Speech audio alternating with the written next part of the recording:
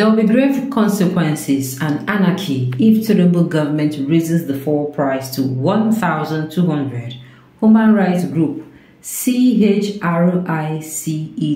warns. Welcome to the news and thank you for tuning in to listen. Please subscribe to our channel. To get notified when we post hot juicy news updates, please click on the notification bell. The Resource Center for Human Rights and Civic Education, CHRICED, CHRIST, has warned against the dire economic consequences and looming anarchy that will hit Nigeria if the alleged plans to increase electricity tariffs and pump price of premium motor spirits (PMS), popularly known as fuel, to 1,200 are implemented. The CHRIST issued the warning on Friday in a statement issued by its executive director, Comrade Ibrahim Zikirulahi, who said that the center had been closely monitoring the claims and counterclaims regarding the alleged plans to increase the fuel price and electricity tariffs. Zikirulahi stated that despite statement issued by the Nigerian National Petroleum Company Limited, NNPCL, and the Nigeria Electricity Regulatory Commission, NERC, denying any such plans, it is evident that there is more to the controversy than what meets the eye, adding that there is no smoke without fire. The CHRICED CHRIST boss said that the never-ending back and forth over hikes and price of fuel and other key social services lends credence to assumption in many quarters that the government was merely using the controversy to test the resolve of Nigerians and see if they will be pushed beyond their limits. According to him, he said that, I quote, "It is important to remember that in December, the chief economist of the World Bank stated that the current price of PMS does not accurately reflect its true cost and that it would need to be sold at 750 naira or higher to reflect its actual value." Recently, Nigerian banks are also started notifying their customers about the Federal Inland Revenue Service FIRS directive to impose the Electronic Money Transfer Levy EMTL on foreign currency inflows retrospectively from January 2024 onwards.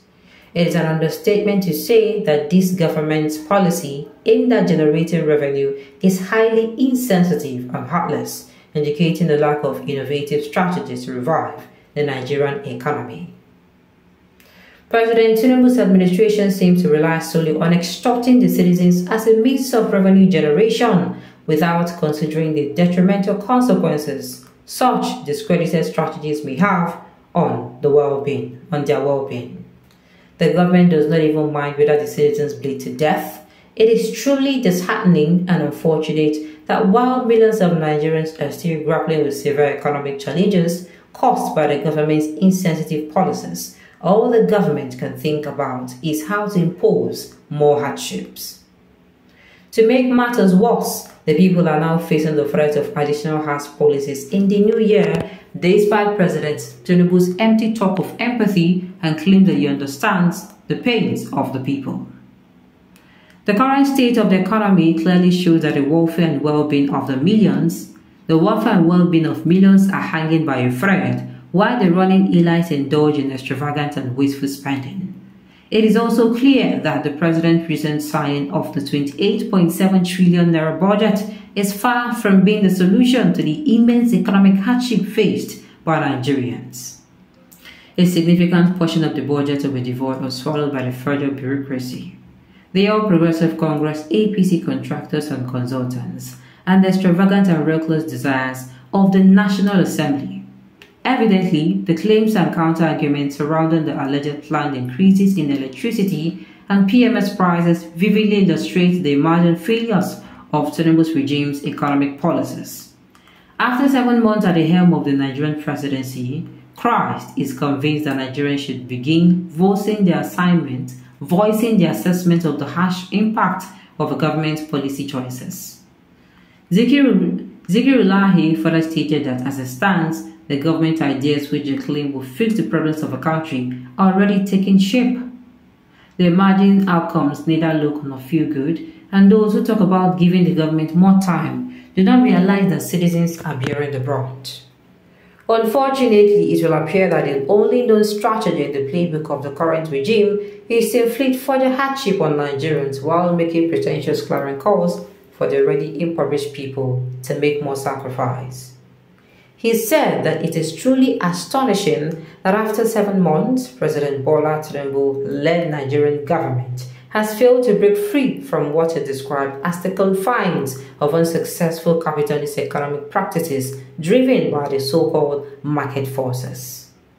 According to him, regardless of whether the government intends to increase electricity tariffs and PMS prices or not, it is crucial for the public's well-being that no additional burdens are imposed on the already traumatized Nigerians.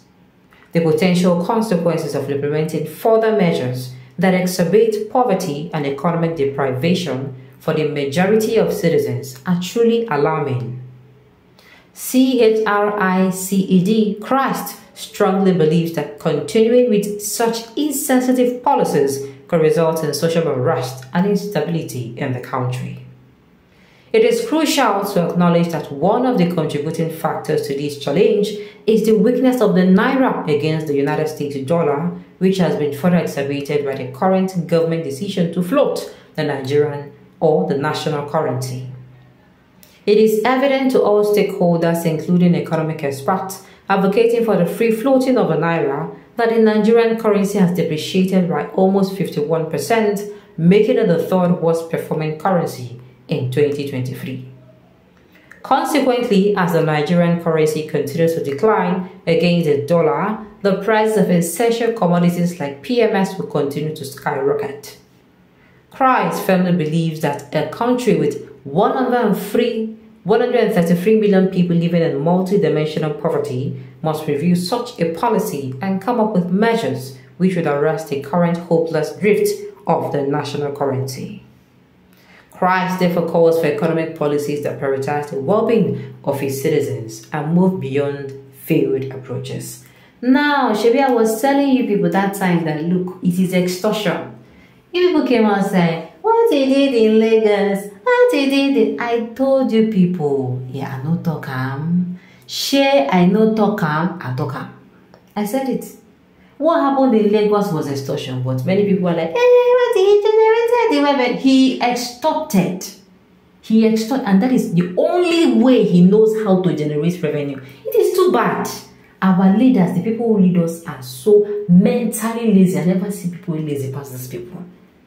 Since I have known anything called, since I don't get sense, it has always been oil, the oil, the fuel, the crude oil. We have other mineral resources, so they're too lazy to actually start, build another stream of income for Nigeria, for our country, Nigeria, or for Nigerians. All they know how to do is to put it. Now, for those who are making noise and saying, there will be a social unrest. Social unrest happen when fuel be 700. I beg you, now so Nigerians will make maths. I'm telling you, when we did it, they're going to. Now, all this sound that they talk, I'm not, bearing in mind that I'm not supporting the government. But Nigerians, who I know, whether they tolerate a lot of bull crap. Make we dey watch now. We dey pray say no go reach that level, but if you reach, fellow Nigerians, we no go still do anything. Alright, on this note, we have come to the end of the news. So thank you for tuning in to listen. Until I come your way next time. Enjoy the rest of your day.